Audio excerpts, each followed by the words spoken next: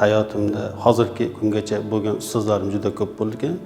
Bulardan eng yaxshi ustozim hozirgi kunda ham hamkorlik qilib ilmiy ishda olib borilayotgan ustozim bo'ladi, professor Alisher Hayitboyev hisoblanadi.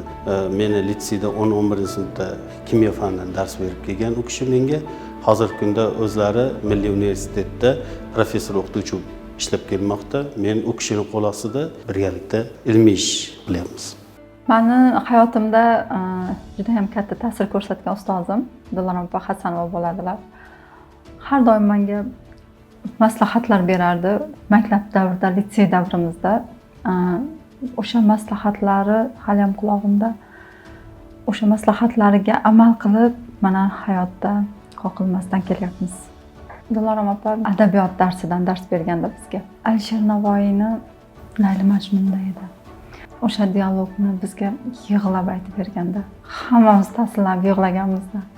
Shunchalar berilib dars o'tardi.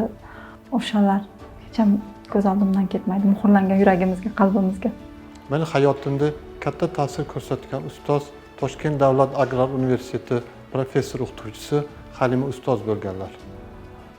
Dadam bo'lgan, chunki dadam har bir ishni mukammal bajarib yakuniga yetkazishim kerakligini ta'kidlab, ko'rsatib kelganlar va bugungi kunda o'ylaymanki, har bir ish boshlagan ishim oxiriga yetkazaman va mukammal qilishga harakat qilaman. Bugungi kungacha hayot yo'llarimda ustozlarim juda ham ko'p. Qalbimdan chuqur iz qoldirgan ustozim esa universitetni tugatganimdan keyin ilk ish boshlagan joyim, ya'ni Kesh gazetasi tahririyati muharriri Sobir aka Purimovdir. Sobir aka Purimov doimo bir gapni takrorlardilar. Jurnalist jur'atli va haqiqatgo'y bo'lishi kerak. Albatta, ustozimdan o'rgangan bilimlarim orqali bugungi kungacha juda ko'p natijalarga erishdim va ustozimdan bir umrga minnatdorman. Hech qachon izlanishdan to'xtama so'zi qalbimda chuqur o'rin olgan va hozirgi kunda o'zimga shior qilib olganman va hayotimda doimiy tatbiq qilib boraman. O'sha Dilorom opa Hasanovani bitta gaplari bo'lardi, hammamizga har doim aytadigan gaplari. Hech qachon orqaga qaramanglar, faqat oldinga. Maqsading sari olg'a. Shuni o'zimga shior qilib olganman. Har doim shu maqsad sari olg'a intilishga harakat qilaman. Toshkent davlat agrar universitetida talabalik davrimda Halima ustozim bir iboralar aytgan gaplari hech esimdan chiqmaydi. Qiyinchiliklar sizning sinovingiz emas, imkoniyatingiz degan ibora meni har doim yodimdan chiqmaydi. Bu so'zlar doim menga kuch beradi. Ustozim, ya'ni dadam aytgan edi, har qanday muvaffaqiyat intizomdan boshlanadi. Shu gap hayotim davomida men bilan yashaydi. Ustozimning bir gaplari doimiy hayotim shioriga aylangan. Qo'rqma. Sen haqni aytsang, haq seni yolg'iz qoldirmaydi. Tiloj. Bir narsa deya olmaymiz. Ustozim yoniga borganda faqat bilim so'raymiz biz. Ko'proq bilim olishni so'raymiz ustozimizdan. Kelajakda ustozimizdek birovlarga bilim berib ustoz bo'lishni xohlaymiz. Ustozim oldida bo'lsam, hozir ustozim oldimda turgandek bo'lib ketdi. Ana hayajondaman. Rahmat dedim. Boshim yerga tekkuncha rahmat aytardim ustozimga.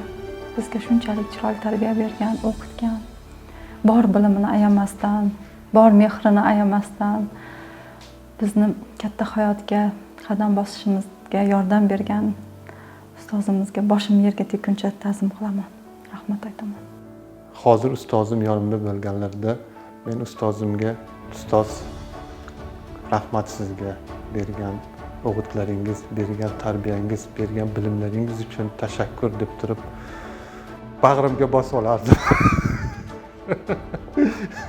Ustozimga birinchi navbatda rahmat aytgan bo'lardim, ustozim ya'ni dadamga. Chunki har bir qilayotgan ishimda mukammal bajarishim uchun o'z tavsiyalarini beradilar. Xatoga yo'l qo'ymasligim uchun takliflarini, tavsiyalarini berib keladilar. Agar bugun ustozim yonimda bo'lganlarida edi, jamiki o'rgatgan bilimlari uchun o'z minnatdorchiligimni bildirib, siz doimo qalbimizdasiz ustozim degan bo'lar edim. Dunyodagi barcha ustozlar doimiy sog' bo'lsin. Qo'l ostidagi shogirdlariga doimo qo'lida bilimi bor bilimlarni berib yurishini so'rayman. Shogirdlar ham shu navbatda ustozlardan bilimlarni olib, mukammal hayotda tatbiq qilishni xohlayman.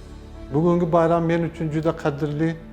Nega deganda oilamizda, ya'ni opam, turmush o'rtog'im va qizim hozirgi kunda yoshlarga bilim va tarbiya berib kelishmoqda.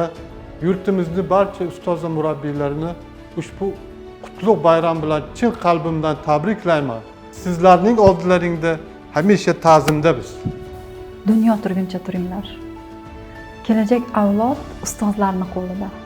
Ustozlar bor, ta'lim tarbiya bor. Tabriklayman ustozlarimizni. 1 oktyabr ustoz va murabbiylar kuni barchangizga muborak bo'lsin.